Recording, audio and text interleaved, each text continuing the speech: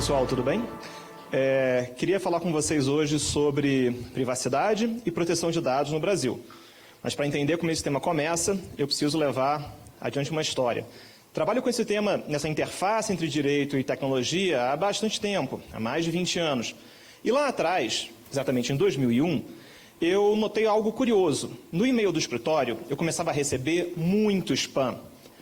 Para quem não se lembra, spam são aquelas mensagens indesejáveis que chegavam ou chegam na nossa caixa eletrônica que vão ocupando o nosso dia se a gente tentar apagar tudo aquilo. Lá atrás, em 2001, eu recebia de tudo. Venda de produtos, príncipes nigerianos exilados queriam minha ajuda para recuperar o seu patrimônio, né?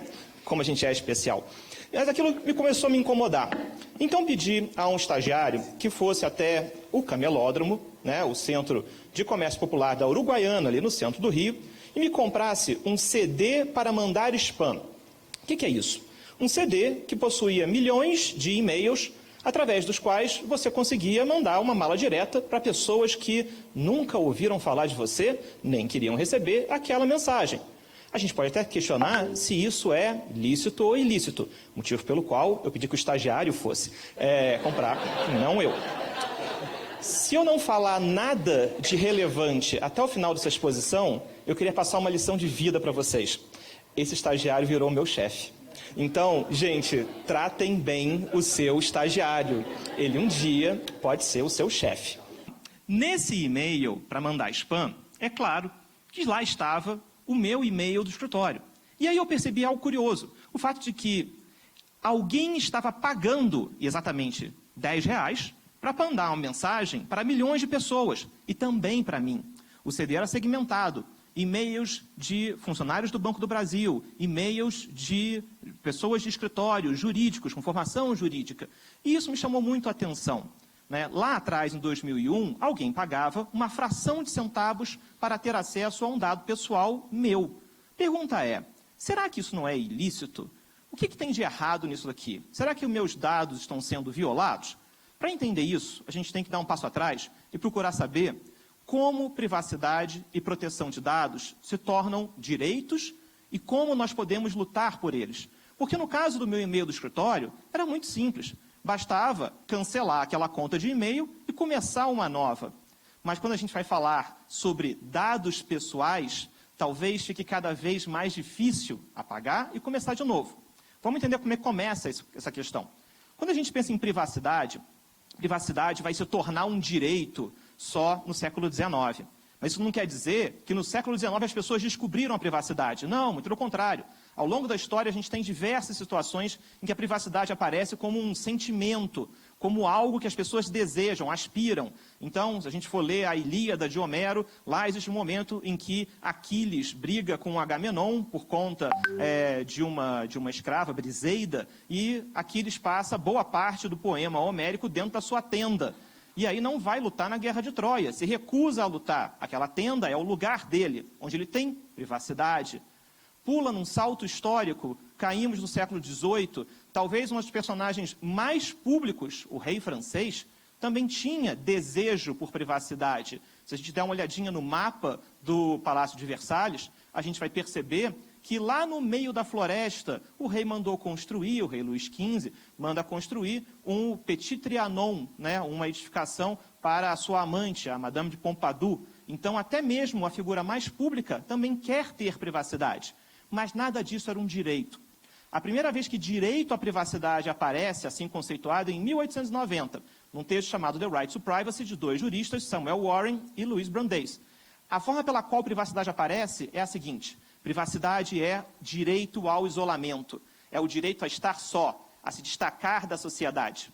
E aí a pergunta é, muito bem, será que essa é a privacidade que a gente quer hoje? Será que essa é a privacidade que a gente, hoje em dia, pretende lutar por ela?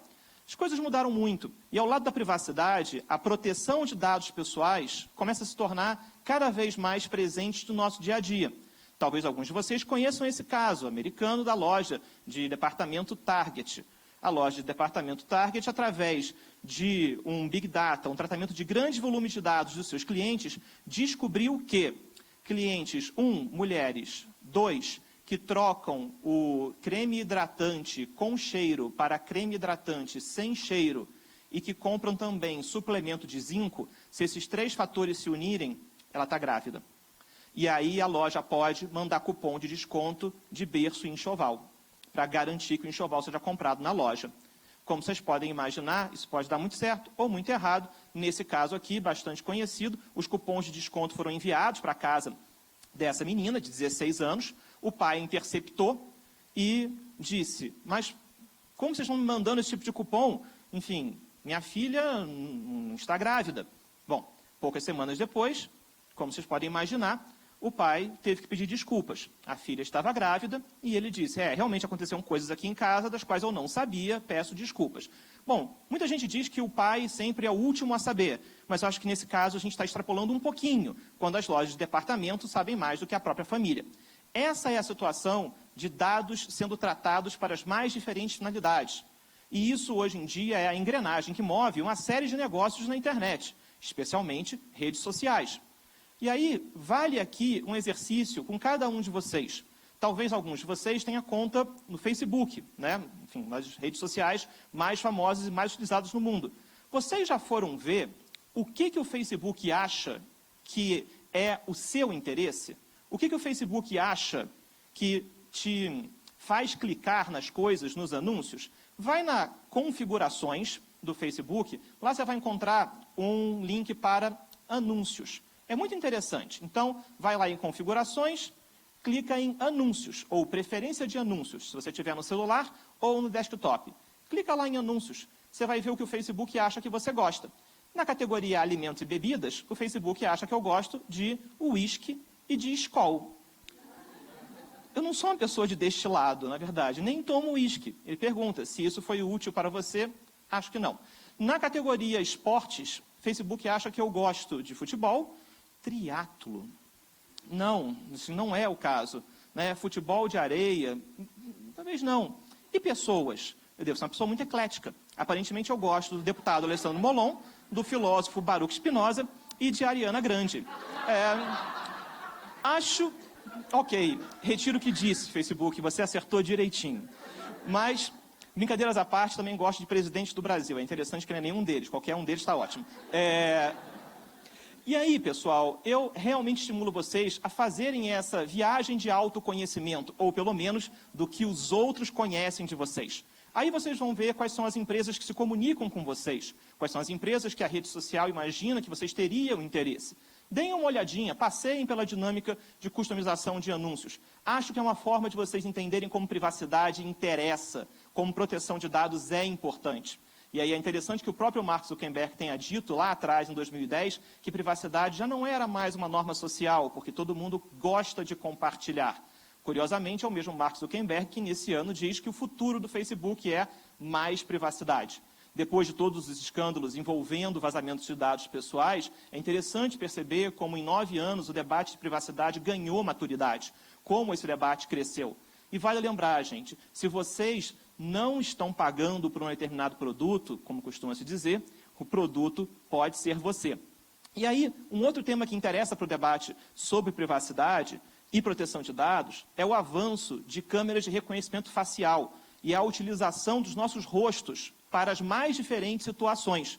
Vale lembrar que isso não é ficção científica. No Carnaval do Brasil, no Rio e em Salvador, nós já tivemos testes pilotos feitos com reconhecimento facial e, inclusive, no Carnaval de Salvador, ficou conhecido o caso do camarada que foi vestido de mulher e foi preso, porque ele era procurado pela polícia.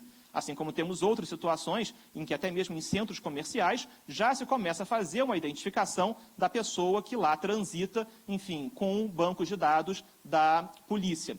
É bom entender, gente, que nós estamos acostumados a pagar tudo hoje com cartão de crédito. Cada vez mais a gente começa a migrar para a biometria, para a impressão digital. Tem uma diferença muito grande entre o cartão de crédito e a impressão digital. Se o cartão de crédito for fraudado, você manda emitir outro. Se a sua biometria começar a ser fraudada, você não tem como pedir para emitir outra. Então, dados biométricos são muito importantes. E quando a gente caminha para reconhecimento facial, a gente precisa entender quem é que vai ter acesso aos nossos dados biométricos, quem é que vai ter acesso aos nossos dados de reconhecimento facial e o que vai ser feito com esses dados. Me parece que começa a existir uma certa conscientização com relação a esse tema, porque na brincadeira do chamado desafio dos 10 anos, muita gente começou a entrar em pânico. Para quem não se lembra, o desafio dos 10 anos era uma brincadeira em rede social em que a pessoa postava uma foto de 2009 e uma foto de 2019. Eu não sei por que você faria isso, mas enfim, essa era a brincadeira. E muitas pessoas começaram a dizer, isso é uma armadilha, na verdade é para treinar técnicas de aprendizado de máquina pautadas em padrões de envelhecimento.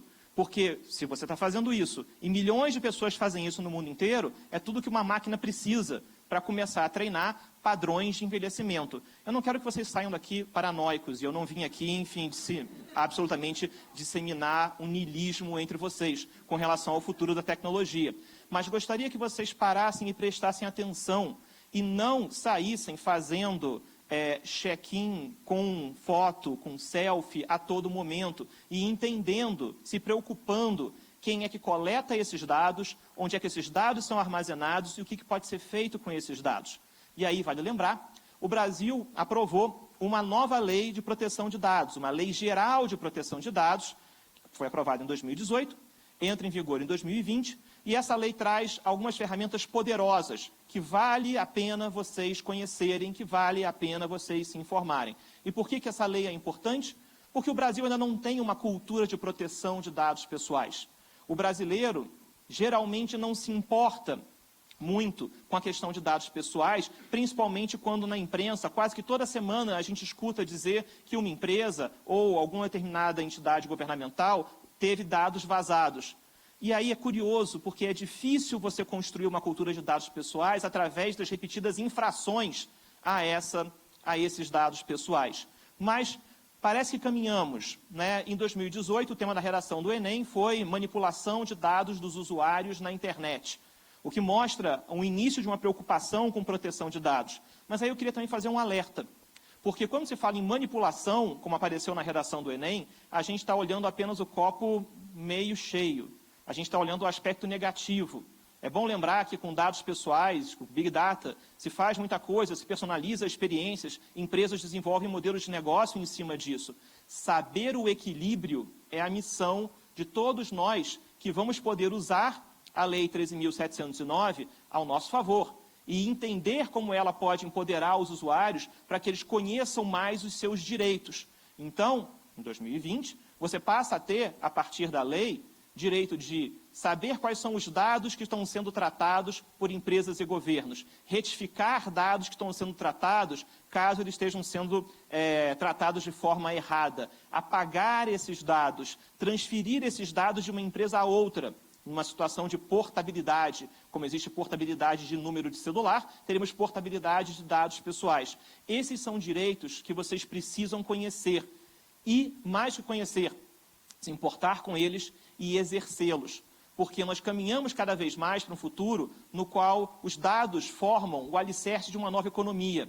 Hoje em dia, toda empresa é uma empresa de dados. De forma maior ou menor, toda empresa coleta, armazena e utiliza dados pessoais. E justamente por isso, quando se diz que dados pessoais são o novo petróleo, a gente precisa dar um passo atrás e entender que, na verdade, esse petróleo que se fala é retirado de cada um de nós. Esse petróleo, na verdade, vem de pessoas humanas, que têm a sua rotina, que têm o seu dia a dia minerado, analisado, para chegar a alguma determinada conclusão.